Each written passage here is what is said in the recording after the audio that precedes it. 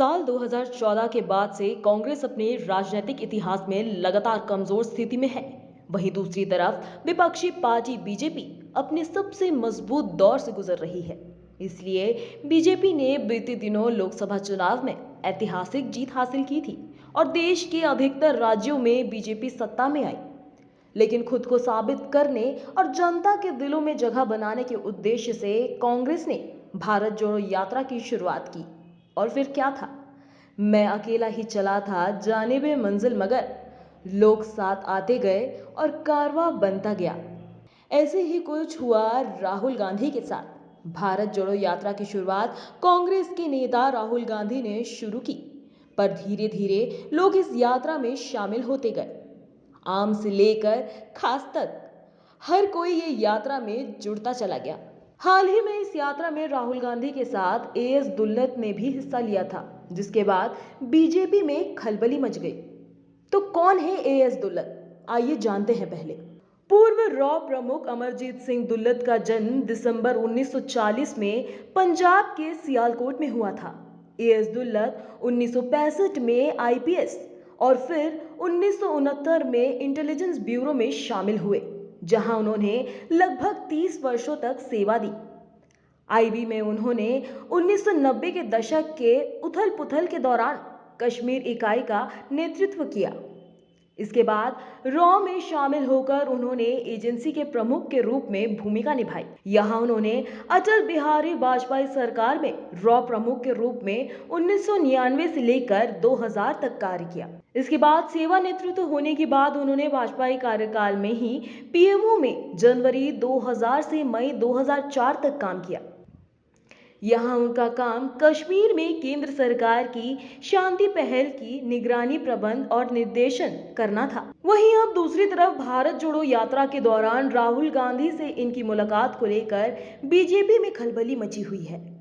भारत जोड़ो यात्रा के दौरान एक तस्वीर सामने आई है, जिसमें एएस दुल्लत राहुल गांधी का हाथ थामे नजर आ रहे हैं। ये तस्वीर मौजूदा सरकार और उनके अधिकारियों के बीच टेंशन क्रिएट कर रही है। इसी बीच एएस दुल्लत का राहुल गांधी के साथ जुड़ने पर बीजेपी आईटी सेल की मुखिया अमित मालवीय ने ट्वीट किया। कहा कि विवादास्पद पूर्व ब्लॉक प्रमुख एएस दुल्लत राहुल गांधी की भारत जोड़ो यात्रा में शामिल हुए, जो कभी भी अपनी नौकरी या देश के प्रति प्रतिबद्ध नहीं थे, जिनके अलगाववादियों और पाकिस्तान के साथ कश्मीर उपद्रव में एक महत्वपूर्ण भूमिका है। वहीं इस ट्वीट के बाद कांग्रेस नेता सुप्रिया श्रीनेत ने पलटवार करते हुए उन्हें ट्वीट कर जवाब दिया। कहा कि अरे फेक न्यूज पेडलर, तुम राष्ट्रवाद और बीजेपी पर धब्बा हो। आज श्री दुल्लत का अपमान करके तुम न केवल इस देश की सेवा करने वाले पुलिसकर्मियों का अपमान कर रहे हो, बल्कि बीजेपी के सह संस्थापक वाजपेयी जी को भी कलंकित कर रहे हो।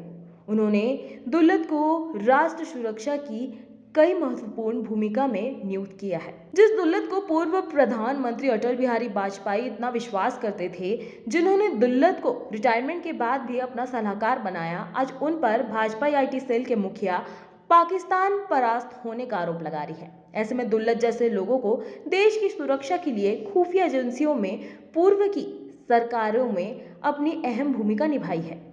उनका राहुल गांधी के साथ जुड़ना सरकार पर एक बड़ा सवाल खड़ा कर रहा है।